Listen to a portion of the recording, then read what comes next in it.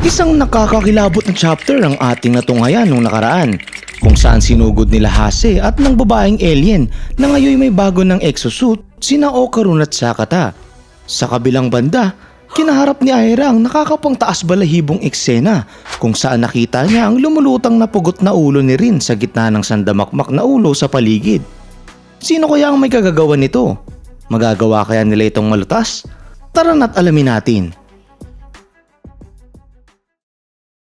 Ipagpapatuloy natin ang kwento sa chapter 184 na pinamagatang The Class Rep's Head. Nang makita ni Aira yung ulo ni Rin, agad niya itong nilapitan at kinuha. Tinanong niya si Kawabanga kung ano ba yung nangyari at papaano ito nangyari kay Rin, kung saan iniyakan siya ni Kawabanga na kailangan niya itong tulungan. Itinuro nito yung mga headless people at sinabi na ang mga yon ang may gawa. Kinuha daw si Rin ng mga yon at inislam dunk yung ulo nun sa ring na nagsanhin ng pagkaputol ng kanyang ulo. Nagsimula namang umatake yung sandamakmak na headless people gamit ang mga ulo sa pamamagitan ng pag-shoot ng malakas. Kaya napilitan sila Aira na kumilos at umilag. Nabahala din siya nang may lumabas sa may leeg ni Rin na parang particles. Agad niyang tinanong na hindi daw ba isang yokai si Kawabanga at kung gayon daw ay ano daw ba yung mga headless people na umaatake sa kanila. Ipinaliwanag naman ni Kawabanga na tinatawag ang mga yon na severed head dribblers. Kapag palihim ka daw na pumasok sa gym sa gabi upang maglaro, lalabas ang headless basketball players na ito at maghahanap ang mga yon ng balls, specifically heads. Pagkatapos nun, patuloy ang pag-atake sa kanila ng severed head dribblers. Kaya naiiyak na tinanong ni Kawabanga kung ano na yung gagawin nila dito, kung saan sumagot si Aira na hindi niya alam. Habang sinasabi niya pa lang na kinakailangan nilang hanapin yung individual na may power at makaalis sa lugar na yun, biglang may tumawag sa pangalan niya. Pagkalingon niya sa kanyang ibaba, nakita niya na nagkamala yung pugot na ulo ni Rin na nagpataka sa kanya. Sinabi nito sa kanya na buti na lang ay dumating siya dahil nasa delikadong sitwasyon daw si Koki. Gayunpaman, natakot si Aira dito at nagsimulang tumili na kinakausap siya ng putol na ulo. Kung saan dito lang din napansin ni Rin na wala na siyang katawan. Si Kawabanga naman ay lumakas ang pag-iyak dahil buhay pa daw siya, habang si Aira ay napatanong din kung ano ba yung nangyayari dito. Ipinaliwanag ni Kawabanga dito na nasa gitna si Rin ng mundo nila at ng afterlife. Napatanong naman si Aira na kung anong klaseng state yun, kaya ipinaliwanag niya din na buhay si Rin, pero yung katawan nun ay nasa afterlife. As it stands, dagdag niya, ang life force ni Rin ay patuloy na magsispill out sa kanyang ulo hanggang sa maubos yun, at pagkatapos ay magdidrift na siya sa space na ito for eternity. Habang umiilag sila ay nagawang matamaan ng isa sa mga kalaban nila ang aapakan ni Aira, kaya nawalan siya ng balanse dito. Agad na nag-follow up ang severed head dribblers ng mga atake na nagpasigaw kay Kawabanga na mag-ingat siya. Sinubukan nito na harangan sila, kaya napasigaw sa pagkabahala si Rin, habang si Aira ay mabilis na kumilos habang tinatawag siyang noble fool. Hinarangan niya si Kawabanga at dahil doon ay siyang natamaan ng atake ng mga kalaban. Napuruhan yung likod ni Aira habang sila Kawabanga at Rin ay nabahala sa kanya. Nagsimulang bumagsak si Aira dahil doon at hindi nagtagal ay tuluyang lumanding sa lapag habang yung mga kalaban ay mabilis na pumunta sa kanya. Napadura siya dito dahil sa natamo niyang atake at sa lakas ng pagkabagsak niya, kaya agad siyang sinabihan nila Kawabanga na kumapit lang. Tinanong nito si Rin kung kaya ba niya kumanta, pero sa kasamaang palad ay hindi daw kung wala ang kanyang katawan. Meron namang isang severed head dribbler na nakarating sa kanila at agad na dinakma ang ulo ni Aira.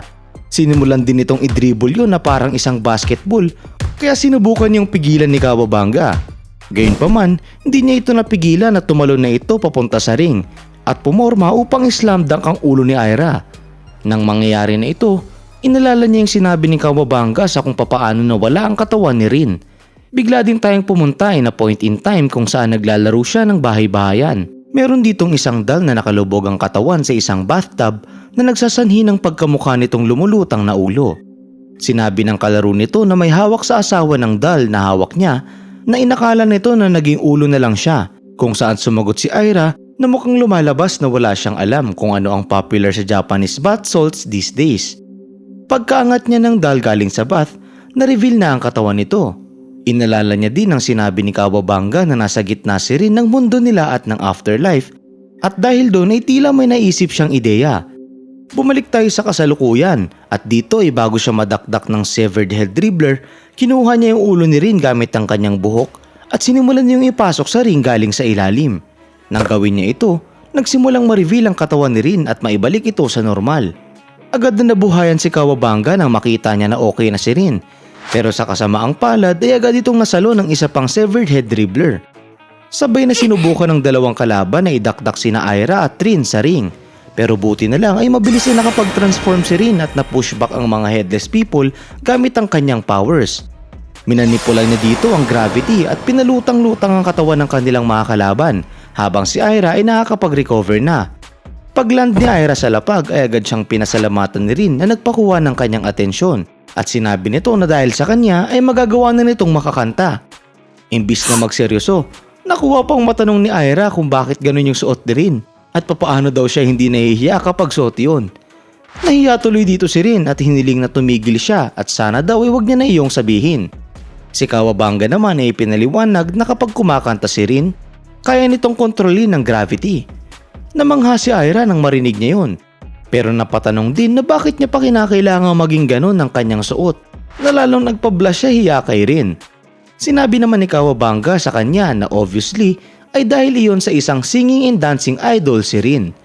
Pagkatapos, hindi naman nagpigil ang severed head dribbler sa pag-atake at nagpadala ang mga ito ng mabibilis na pasa papunta kay Aira.